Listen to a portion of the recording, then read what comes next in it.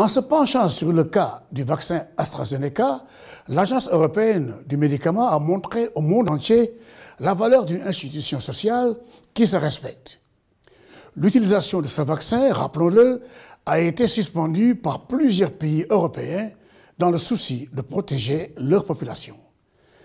Quel bel exemple que cette normale continuité qui va de la responsabilité consciente des élus européens vis-à-vis de la santé de leurs électeurs à celle de leur agence de contrôle des médicaments. Au Sénégal, les populations qui n'ont presque jamais reçu une vraie communication professionnelle sur les vaccins ont été alertées et informées par les médias européens sur la mort de plusieurs personnes vaccinées avec AstraZeneca, suite à la formation de caillots de sang dans leur organisme. Et cela s'est passé juste au moment où le vaccin commençait à être injecté aux populations ici au Sénégal.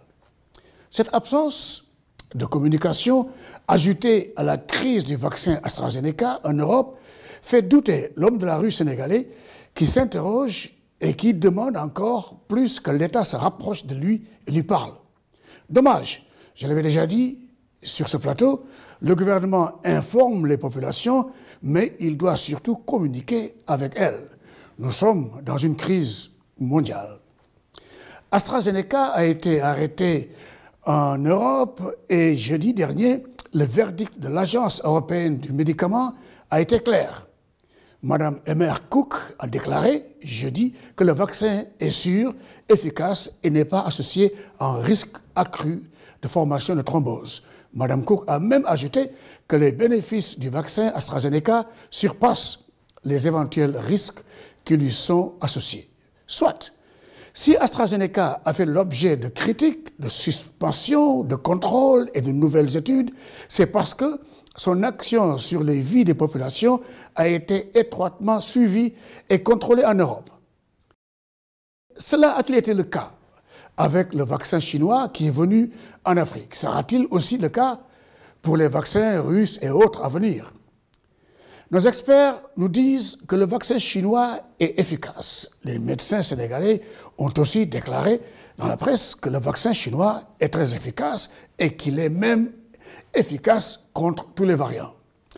Sans douter de leurs paroles ni de leur expertise, nous aimerions mieux les entendre sur les processus par lesquels ils l'ont fait passer pour attester de son efficacité.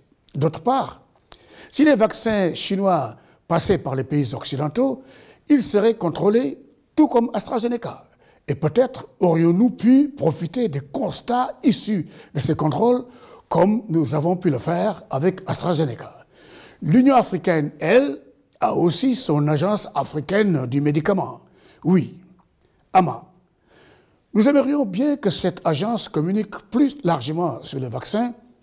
AMA recommande de continuer d'ailleurs l'utilisation des vaccins AstraZeneca en Afrique. Mais quid du vaccin chinois? En attendant, plusieurs avions ont quitté la Chine pour atterrir dans de nombreux pays africains avec leur cargaison de vaccins. Même si la confiance en AstraZeneca semble revenir, les populations sénégalaises se posent encore beaucoup de questions et hésitent à se vacciner. Et nous constatons de plus en plus d'hésitants au vaccin. Désolé, mais encore une fois, gouverner, c'est prévoir. Et il me semble qu'on n'a jamais pris en compte ni au sérieux l'hésitation à la vaccination, qui a toujours accompagné toutes les campagnes de vaccination. L'État du Sénégal doit s'efforcer à comprendre que les campagnes de masse qui demandent un effort d'adhésion volontaire des populations ont une seule condition pour réussir: la transparence à travers une communication professionnelle ouverte. Mais il faut d'abord y croire.